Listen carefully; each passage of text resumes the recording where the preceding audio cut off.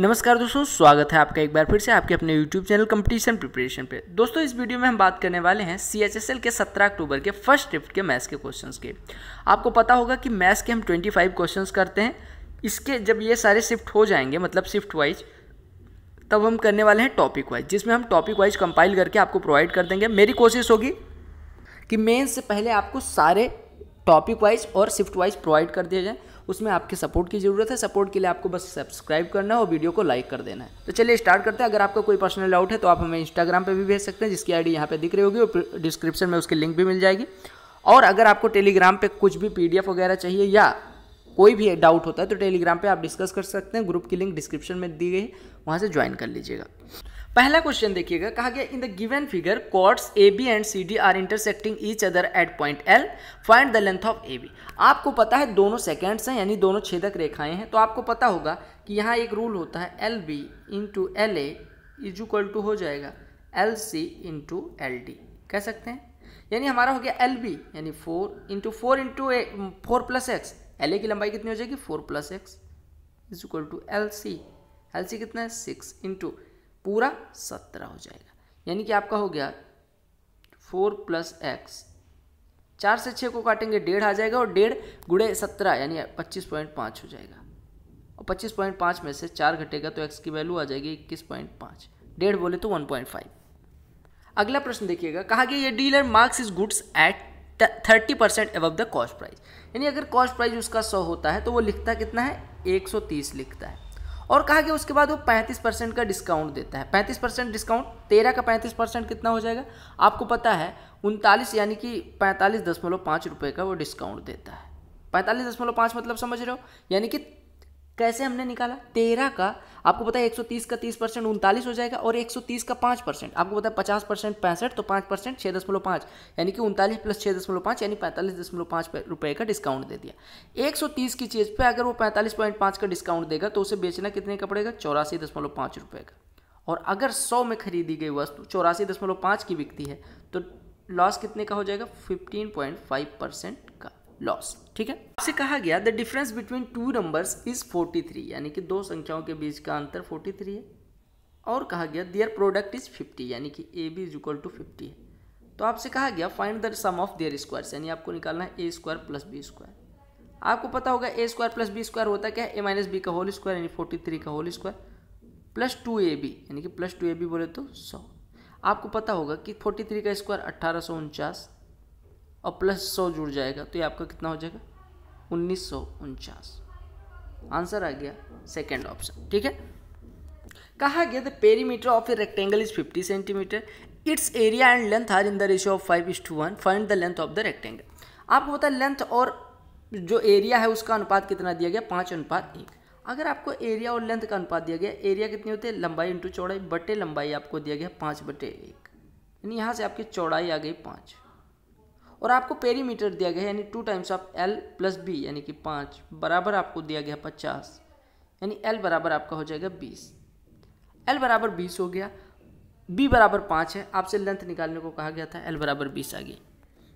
कहा गया two sides of a triangle are of length 3 centimeter and 8 centimeter, third side is x, तो उसकी value क्या होगी। आपको पता होगा कि अगर किसी त्रिभुज की दो भुजाएं A और B हों और तीसरी भुजा x हो तो x की वैल्यू ऑलवेज ग्रेटर देन होती है A माइनस B और ऑलवेज लेस देन होती है A प्लस B। यानी कि ये 8 माइनस 3 5 से तो बड़ा होगा x की वैल्यू और 8 3 11 से छोटी होगी। ठीक है, आपसे कहा गया x की वैल्यू क्या होनी चाहिए, x लेस देन 10 है। ठीक है, अब देखिएगा अगर 132 में 12 से भाग करेंगे तो हो जाएगा 11x minus 9 divided by 25 minus 24 x square plus 1 is equal to 1 दिया गया, यानी x square plus 1 is equal to 11x minus 9, या आप कह सकते हैं x square minus 11x plus 10 is equal to 0। इसके दो फैक्टर्स बनेंगे x minus 1 x minus 11 is equal to 0। यहाँ से x दो वैल्यू देगा, एक तो 1 एक तो 11, लेकिन आपको x लेस देन 10 वाला लेना है, यानी x की वैल्यू आपकी 1 हो जाएगी। ये क्वेश्चन देखिएगा, ये क्वेश्चन गलत है वैसे, और इसके नंबर सबको मिलेंगे। तो जिन लोगों का इस शिफ्ट में पेपर था उनको चैलेंज करने की कोई ज़रूरत नहीं, वो अपने आप जब रिवाइज आंसर की आएगी तो आप देखेंगे इसका आंसर सबको, मतलब सबका सही माना जाएगा। आपको दिया गया था x plus y, x y y z y plus z, z plus x, z x, और आपसे पूछा गया था x cube plus y cube plus z cube minus 3xy। यहाँ पे जेड होता तो करेक्ट आंसर 153.75 आता। कैसे, चलिए देख लेते हैं। आपको पता होगा x cube plus y cube plus z cube का फार्मूला होता है x plus y plus z, bracket में होता है x square plus y square plus z square, जिसको हम लिख सकते हैं half times of 2x square plus 2y square plus 2z square 2z square और minus x y plus y z plus z x, यही तो होता है। आपको पता है कि x प्लस वाई इतना 4 है, y प्लस जेड 5 है, z प्लस एक्स 6 है, तीनों को जोड़ेंगे तो आपका आ जाएगा 2 times of x plus y plus z बराबर 15, यानी x plus y plus z बराबर कितना आ जाएगा 7.5, यानी 7.5। ये हो गया 7.5 इंटू हाफ टाइम्स ऑफ। आपको पता है कि अगर हम x प्लस वाई निकालें, यहाँ से देखिएगा x प्लस वाई हमें पता है, एक्स वाई पता है, तो थोड़ा सा हम मिटाते हैं। x प्लस वाई पता है और एक्स वाई पता है, थोड़ा सा मिटा दे रहा हूँ मैं, ठीक है। यहाँ से देखिएगा, कलर चेंज कर ले रहा हूँ। x प्लस वाई 4 है, एक्स वाई 2 है, तो यहाँ से हमारा x square plus y square कितना हो जाएगा, x square plus y square, x plus y का होल स्क्वायर माइनस 2xy यानी 16 माइनस 4 12। ऐसे y square plus z square कितना हो जाएगा, y square plus z square कितना हो जाएगा 25 माइनस 6 19, और z square plus x square ऐसे कितना हो जाएगा, ये कितना हो, जेड प्लस एक्स का स्क्वायर माइनस यानी कि 36 में से 8 घटेगा यानी कि 28। तो यहाँ पे वैल्यू पुट कर दीजिए, तीनों को जोड़ देंगे तो 2x square 2y square 2z square रहेगा 12 19, 41 में से 28 घटेगा 59, और minus x y plus y z plus z x 2 3 5 4 9, यानी ये हो गया 7.5 इंटू 59 का आधा 29.5 में से 9 घटेगा तो आपका कितना हो जाएगा 20.5। गुणा कर दीजिए, खत्म हो जाएगा प्रश्न। तो यहाँ पे आपका आएगा 1025 1435 5 7 3 5 1.2 अंक बाद यानी 153.75 आपका आंसर हो जाएगा। अगले प्रश्न पे आते हैं।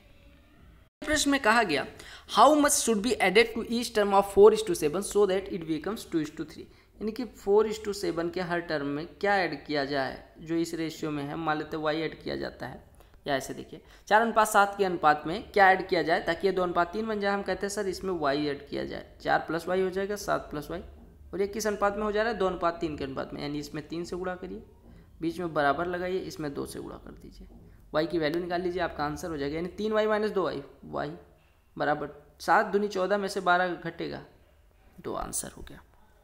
कहा गया ये if m is the mid point of side BC, एक साइड है BC, ये हो गया B, ये हो गया C, m इसका मिड पॉइंट है, ठीक है। तो कहा गया एरिया ऑफ ABM, ये आपका A है, ABM 18 है, तो आपसे पूरे सर्किल का एरिया, वो पूरे ट्रायंगल का एरिया पूछा गया।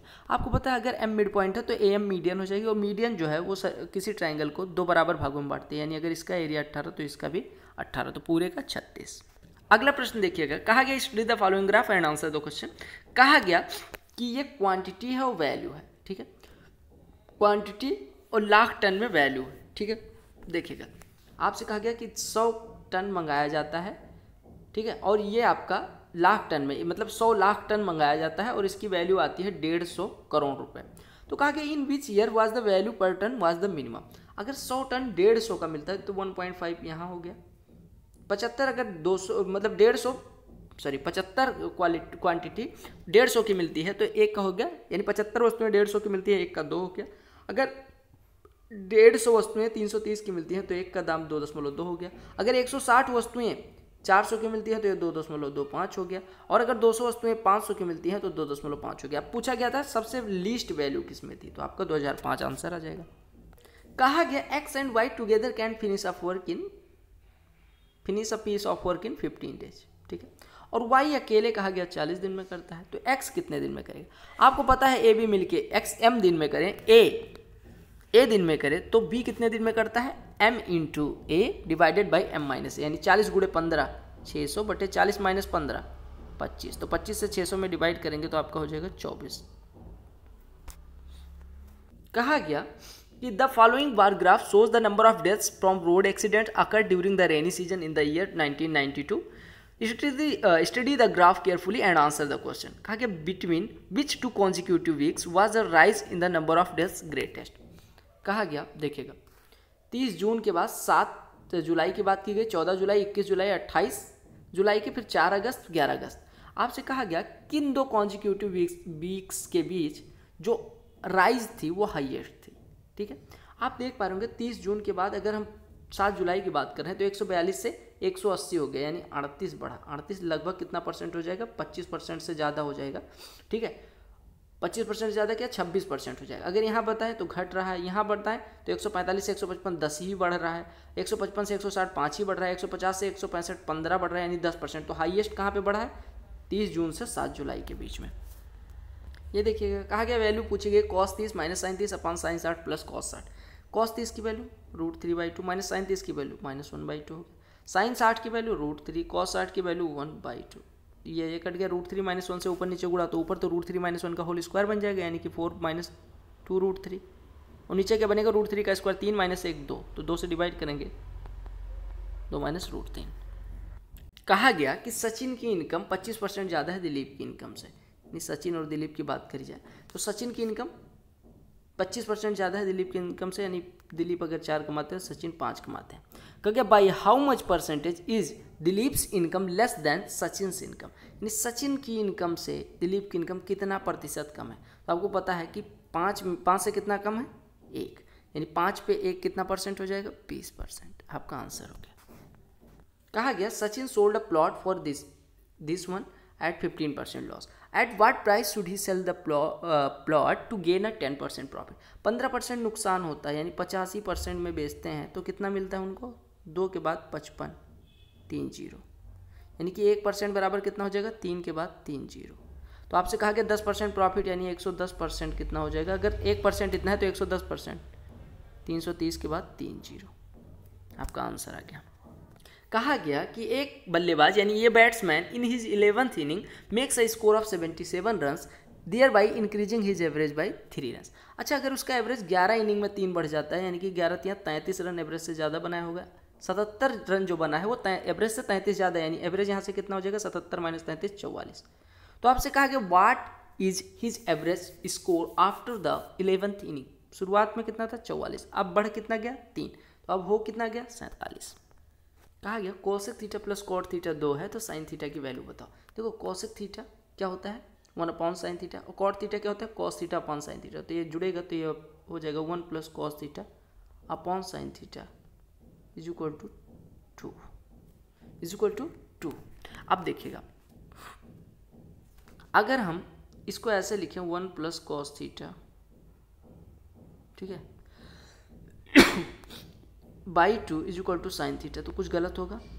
नहीं होगा। स्क्वायर कर दीजिए तो ये साइन स्क्वायर थीटा हो जाएगा। साइन स्क्वायर थीटा क्या होता है? 1 - cos स्क्वायर थीटा, जिसको हम लिखेंगे 1 - cos theta into 1 + cos theta. खत्म हो गया, सॉरी इससे इसका पावर कट गया, यानी आपका आ गया 1 + cos theta by 4 is equal to 1 - cos theta. तो यहाँ से आपका हो जाएगा 1 + cos theta is equal to 4 - 4 cos theta, ठीक है, यानी 5 cos theta is equal to हो जाएगा 3, यानी cos थीटा की वैल्यू हो जाएगी 3/5। अगर cos थीटा 3/5 है तो साइन थीटा अपने आप 4/5 हो जाएगा। ये प्रश्न देखो, कहा गया a³ + b³ बराबर 20, a + b बराबर 5, तो आपसे a⁴ + b⁴ की वैल्यू पूछी गई। सेम प्रश्न है जो अभी हमने किया था। आप यहाँ a³ + b³ को हम क्या लिख सकते हैं? 5 टाइम्स ऑफ a + b का होल स्क्वायर, यानी कि आपको पता है a³ + b³ क्या होता है? a + b into a + b का होल स्क्वायर, यानी 25 - 3ab, यानी कि -3ab। ये बराबर आपको दिया गया है 20। 5 यहाँ से कटेगा, ये 4 दे देगा, यानी 21 बराबर 3ab हो गया, यानी ab बराबर 7 हो गया। ab बराबर 7 हो गया। अब आपको पता है a⁴ + b⁴ कैसे निकलेगा? a⁴ + b⁴ को हम लिख सकते हैं a² + b² का whole square -2a² b²। a² + b² को हम लिख सकते हैं a + b का होल स्क्वायर, यानी कि a + b का होल स्क्वायर 25 - 2ab, यानी कि 14, इसका whole square -2 times of ab का स्क्वायर, यानी कि 49, यानी आपका हो गया 25 - 14, 11 का स्क्वायर 121 - 98, जो कि आपका हो जाएगा 23। ऐसा प्रश्न अभी इसके पिछली वाली शिफ्ट में किया था हमने। देखो एसएससी में प्रश्न जो है वो रिपीट होते हैं, तो आप लोग सारे जैसे अब मान लो CHSL हुआ तो CGL में वो करके जाएंगे। अगर CGL का 15 तारीख को होता है तो 16 को मेंस आप उसको करके जाइएगा, ठीक है। जो क्वेश्चन मिल पाए उन सबको। कहा sec square x minus 3 sec x plus 2 equal to 0, आपको एक्स की वैल्यू निकालनी है। अब आप वैल्यू पुटिंग से भी कर सकते हैं, वैल्यू पुटिंग से अगर करने जाएंगे तो ठीक है, अदरवाइज इसके दो फैक्टर बनेंगे, एक बनेगा सेक एक्स माइनस 1 और एक बनेगा sec x minus 2 is equal to 0। तो सेक एक्स की यहाँ से दो वैल्यूज आ जाएंगे, 1 और 2। अगर सेक एक्स बराबर 1 तो एक्स बराबर कितना हो गया 0। अगर सेक एक्स बराबर 2 तो एक्स बराबर कितना हो गया 60 अंश। अब आप देख लीजिए, कहा गया एक्स जो है 0 से बड़ा होना चाहिए, यानी ये ले नहीं सकते, तो आपका एक ही वैल्यू बची 60 अंश। कहा गया कि the given bar graph represents the percentage of non electrified village in 6 states ABCDEF। कहा गया 6 अलग अलग गाँव हैं ABCDEF, जिसमें जितने विलेजेस में परसेंटेज में इलेक्ट्रीफाइड नहीं हुए हैं, मतलब कि जहाँ तक विद्युत नहीं पहुँची है, उनकी संख्या दी गई है। तो कहा गया how many states have at most 30% और लेस इलेक्ट्रीफाइड विलेजेस। कितने ऐसे गाँव हैं जिसमें 30% या उससे कम इलेक्ट्रीफाइड विलेजेस हैं, ठीक है, नॉन इलेक्ट्रीफाइड विलेजेस हैं। अब देखिए 30% या उससे कम, तो 30% या उससे कम एक यहाँ है, एक यहाँ है, एक यहाँ है, तो 3 आपका आंसर हो गया। ये वो दुर्घटना वाला प्रश्न है। कहा गया between which 2 consecutive weeks was the fall in the number of deaths the greatest. घटा किस में ग्रेटेस्ट है? आपको पता है यहाँ 7 जुलाई से लेकर 14 जुलाई तक 180 से 145 हो गया था, और आपको यही पूछा गया था कि सबसे ज़्यादा फॉल। देखो यहाँ पे तो बढ़ रहा है, तो ये तो हो नहीं सकता, यहाँ पे बढ़ रहा है, ये नहीं हो सकता,